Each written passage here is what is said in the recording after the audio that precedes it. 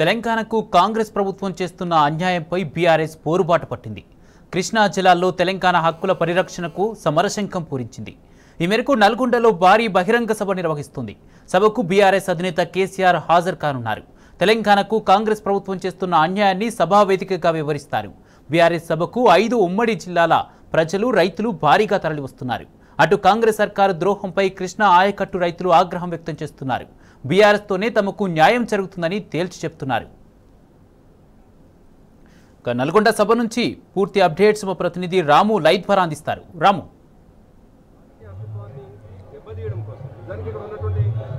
కుమార్, నల్గొండ అంతా కూడా సందడిగా మారింది. నల్గొండ అంతా కూడా వివిధ ప్రాంతాల నుంచి వచ్చినటువంటి రైతులతో చాలా ఆవేదనగా మనకు కనపడుతూ ఉంది. కృష్ణా ప్రాజెక్టులన్నీ కూడా కృష్ణా బోర్డుకు పోవడంతో తమకిగా ఎడారే మిగిలిందని కూడా ప్రతి ఒక్క రైతు ఆవేదన చెందుతూ ఉన్నాడు. మరి కాసేపట్లో కేసీఆర్ గారు ఇక్కడికి రాబోతున్న నేపథ్యంలో సర్వత్ర కూడా ఆసక్తి నెలకొంది, ఉత్కంఠ నెలకొంది. ఎక్కడ చూసినా కూడా ఏ దారులని కూడా నల్గొండ వైపు అన్నట్టుగా ఈ నల్గొండ సభ గురించే చర్చించుకుంటున్నారు. నల్గొండలో కేసీఆర్ గారు ఏం మాట్లాడతారు, ఏం పిలుపునిస్తారు, ఏం దిశానిర్దేశం చేస్తారనేది కూడా సర్వత్ర కూడా ఆసక్తి నెలకొన్నటువంటి పరిస్థితిని మనం అంతా కూడా చూస్తున్నాం. ఏర్పాట్లు కూడా చాలా ఘనంగా చేశారు.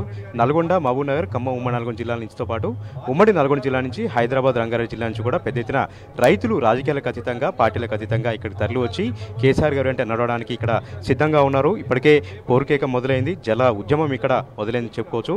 కేసీఆర్ గారు ఇక్కడికి వచ్చి దిశానిర్దేశం చేసిన తర్వాత పెద్ద ఎత్తున ఉద్యమాన్ని మరింత ముందుకు తీసుకెళ్తామని కూడా ప్రతి ఒక్క రైతు మనతో చెప్తున్నటువంటి పరిస్థితి కూడా మనకు కనిపిస్తూ ఉంది. ఇప్పటికే తెలంగాణకు సంబంధించినటువంటి బీఆర్ఎస్ పార్టీ సంబంధించినటువంటి ఎమ్మెల్సీలు, ఎంపీలు, ఎమ్మెల్యేలు అందరూ కూడా ఇప్పటికే ప్రత్యేక బస్సుల ద్వారా ఇప్పటికీ నల్గొండకు చేరుకోవడం జరిగింది. మరి కాసేపట్లో ఈ సభా ప్రాంగణాన్ని కూడా చేరుకుంటారు.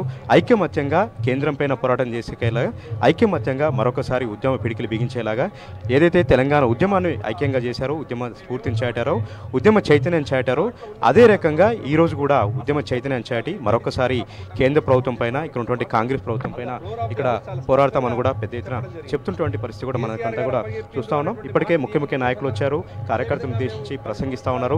కళాకారులు కూడా ఇక్కడ ప్రత్యేకంగా తరలి వచ్చారు. తెలంగాణ ఉద్యమంలో తెలంగాణకు జరుగుతున్నటువంటి అన్యాయాన్ని, ప్రధానంగా జల దోపిడీకి సంబంధించి ఆ రోజు పాటల రూపంలో, ఆటల రూపంలో ఏ విధంగానైతే పాడి ఆడిపాడి జాగృతం చేశారో అదే రకమైన పరిస్థితి ఈరోజు కూడా వచ్చింది. కళాకారులు స్వచ్ఛంగా తరలి వచ్చి ఇప్పుడు స్వరాష్ట్రంలో మళ్ళీ ఏ విధంగా మనం వెనుకబడిపడ్డాం, ఏ విధంగా జల హక్కులను కూడా ఈరోజు హరించుకుపోయాడని కూడా ప్రతి ఒక్కరు కూడా చెప్తున్నటువంటి పరిస్థితి, పాటల ద్వారా వినిపినటువంటి పరిస్థితి కూడా మనకి ఇక్కడ కనపడుతూ ఉంది.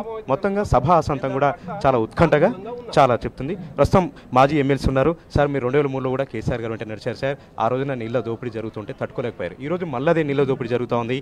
అసెంబ్లీ సాక్షి కూడా కొన్ని అవస్థలు చెప్పారు. ఇవన్నీ కూడా ఎట్లా వివరించబోతా ఉన్నారు? సభ కూడా ఎట్లా ఆసక్తిగా ఉంది? మీరు అన్నట్టుగా 2003లో అంటే 2001లో మూమెంట్ ప్రారంభమైనప్పటికీ 2003లో ఆనాడు ఎడమ కాలువ మీద జరుగుతున్నటువంటి అన్యాయానికి నిరసనగా కోదాడ నుండి హాలియా వరకు పెద్ద ఎత్తున దాదాపు 160 కిలోమీటర్లు పాదయాత్ర చేసి ఆనాడు ప్రజల్ని చైతన్యం చేసినాం. ఒకవైపు చూస్తే మీరు కోదాడ నుండి ఆలియా వరకు ఎక్కడ చూసినా పొక్లైన్లతోటి తీసినటువంటి బావులు కనిపించింది కేసీఆర్ గారికి. ఆనాడే కేసీఆర్ గారు చాలా స్పష్టంగా ఒక మాట చెప్పినారు, అసలు ఇది ఎక్కడ దరిద్రం, ఎడవ కాలువ ఉన్నటువంటి ఈ ప్రాంతంలో బావులను తీసుకొని వ్యవసాయం చేసుకున్నటువంటి పరిస్థితి ఎందుకు రావాలి, కాబట్టి మా హక్కుగా రావాల్సినటువంటి నీటి వాటా కోసం మేము పోరాడతాము అనేటువంటి మాట ఆనాడు చెప్పినాం. నిజానికి పోరాటం చేసినాం. అందుకే ప్రతి సందర్భంలో కూడా నల్గొండ జిల్లాలో కావచ్చు, అది మహబూబ్నగర్ జిల్లాలో కావచ్చు, ఖమ్మం జిల్లాలో ఎడమ కాలువ పైన ఉన్నటువంటి హక్కుల విషయంలో ఆనాటి ప్రభుత్వాలు చేస్తున్నటువంటి దుర్మార్గమైనటువంటి దానికి నిరసనగా అనేక ఉద్యమాలు చేసినాం.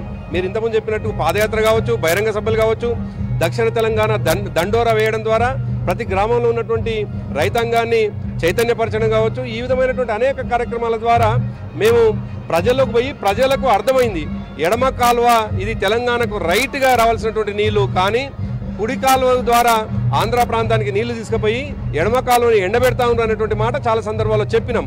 అది నిజానికి ప్రజల కళ్ళ ముందు ఉన్నటువంటి సత్యం.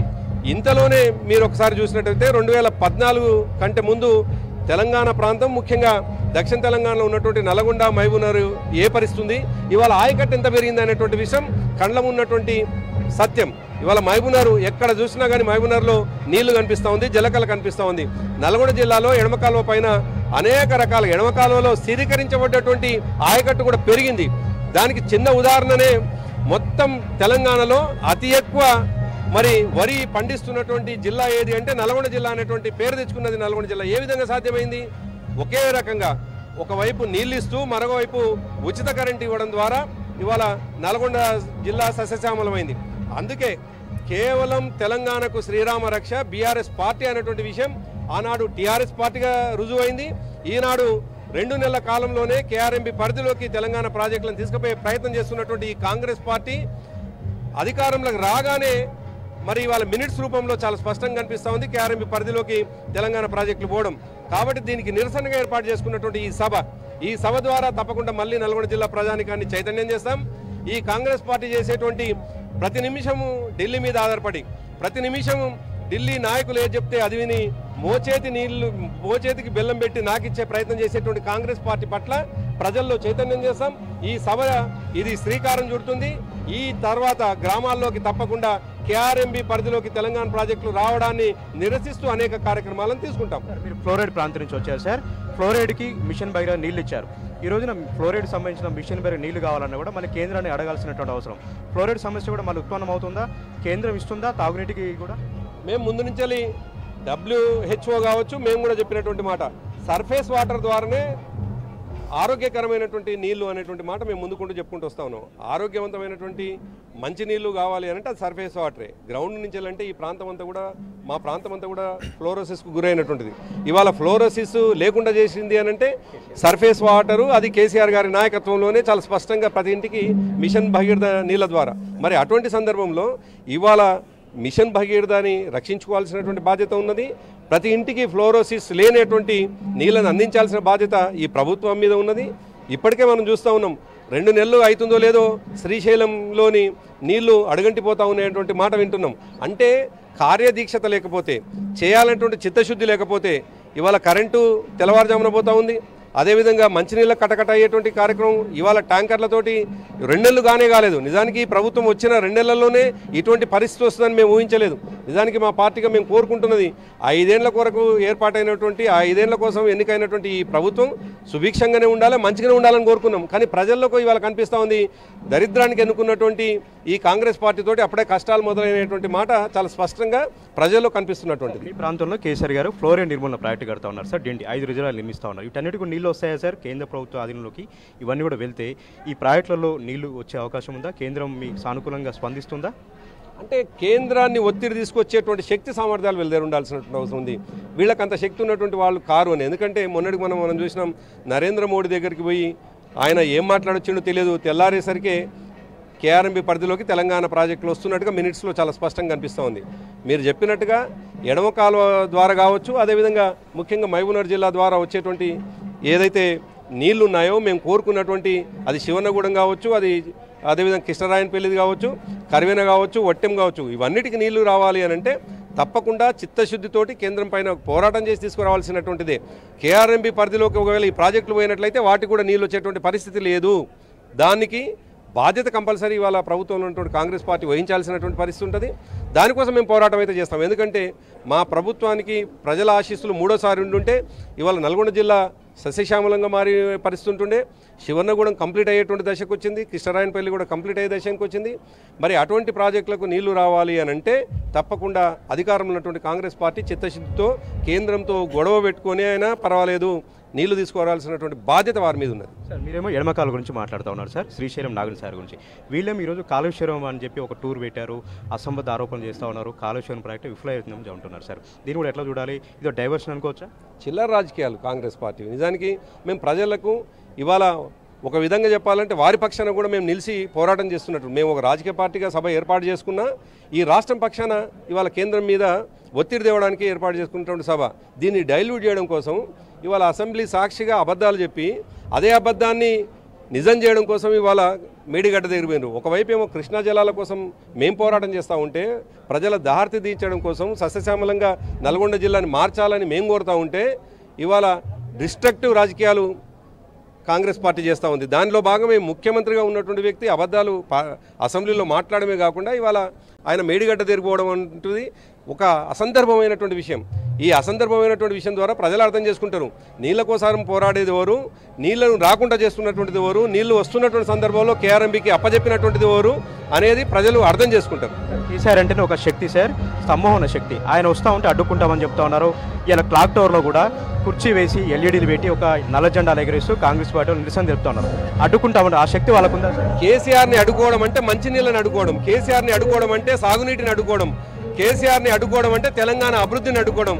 కేసీఆర్ ప్రతి నిమిషము తెలంగాణ కోసమే మాట్లాడతాడు తప్ప మిగతా దానికోసం మాట్లాడే పరిస్థితి లేదు. 2001 నుండి 2014 వరకు తెలంగాణ ప్రజల ముందు ఉన్నటువంటి సత్యం. కాబట్టి తెలంగాణ ప్రజలు ఇవాళ కేసీఆర్ గారిని ఎందుకు చిరస్మరణీయంగా చూస్తున్నారు అంటే తెలంగాణ హక్కుల కోసం పనిచేసినటువంటి వ్యక్తి కాబట్టి, తెలంగాణ కాంక్షనే తెలంగాణ కోసం మాత్రమే తన జీవితకాలం పనిచేసినటువంటి వ్యక్తి కాబట్టి వీళ్ళు చేసేటువంటి చిల్లర ప్రయత్నాలు ప్రజలు అసహించుకుంటారు.